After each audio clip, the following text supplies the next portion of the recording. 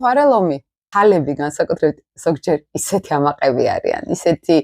მეფური ტიპაჟები არიან. ერთი ცოტა ქალს უფრო ეთყობა ხოლმე მთვარე ვიდრე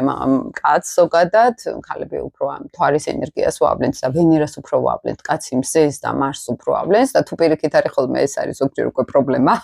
ხალი რომელიც მარსიანულ ან მზის ენერგიაზე ზის, ესე ვამბობთ, ეს არის ძალიან რაციონალური, ხისტი ხალი, რომელიც აუცილებლად მიზიდავს მე ისეთ მამაკაცს, რომელიც უფრო მთვარის და ვენერას ენერგია ექნება განვითარებული, ხო? და ნუ მე უკმაყოფილო იქნება ამით. პლუს კიდე ცალკე თემა არის. მთვარე ლომში ეს არის ამაყი, ეს არის დიცულოვანი ურთიერთობები რო იზიდავს, ემოციურადაც აი ესეთი უნდა იყოს, ან ყურადღების ცენტრში უნდა იყოს, ან ბევრი სიხარული იყოს მის გარშემო, ხო? ეს ლომი ეს არის, აი ორი კატეგორია არის, ან დიდი სიამაყე, ან პირიქით ბავშვური, აი ლომის მეორე თვისება, ხო? ბავშვური გულწრფელობა, მხიარულების მოთხოვნილება, გართობის ბავშვები უყვართ ძალიან, მაგალითად მათთან თამაში უყვართ და თუ კაცურ ლომს გაყვება ადამიანი, აი ეს სიამაყე და ეს სიძლიერე და ეს გავლენების სურვილი და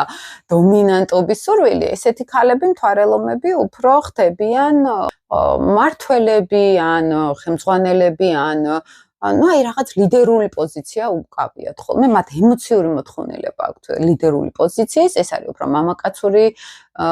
ლომური ენერგია ქალური ლომური ენერგია ეს არის ну ქალური ესე ჩავთვლიდი პასიური კუთხით რო წავიდეთ ხო ეს არის უფრო თამაში გართობა ბავშვები ეს არის რაღაც თამაშების მოფიქრება, შემოქმედებითი დიდი ნიჭი და აქ შემოქმედებითაც ძალიან კარგად შეუძლიათ ხოლმე რაღაც ახალ-ახალი რაღაცები მოიგონონ თუნდაც საქმეში ისეთი, აი ნოვატორული, არა მერწყულური ნოვატორობა, არამედ აი ლომური, აი ერთი ფირმა გავაკეთე, მეორე ფირმა გავაკეთე, უცებ აქ რაღაც კრეატიულობა მოვიფიქრე, აი ეს უფრო ლომური ხასიათი არის, რომელიც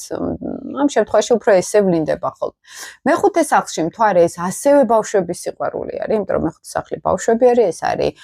ემოციური დამოკიდებულება, თუნდაც სიყვარულის მიმართ, გრძნობიარეთ, არის ბავშვებთან გრძნობიარეთ არის ძალიან ადამიანი ისმის ბავშვების მაგალითად ბავშვური გული შეიძლება კონდეს აქ ზოგს ხიარულება უყვარს და გართობა უყვარს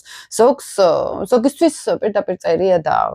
შევხედრე რომ ცხოვრება ზეიმია ცხოვრება სიცილია მაგალითად ვთქვამთ ხო ემოციურად მათ ჭირდებათ ეს ყველაფერი და ემოციურად ამ ადამიანს შეიძლება დიდი მოთხოვნილება კონდეს შინაგანი ბავშვის გამო ხატვის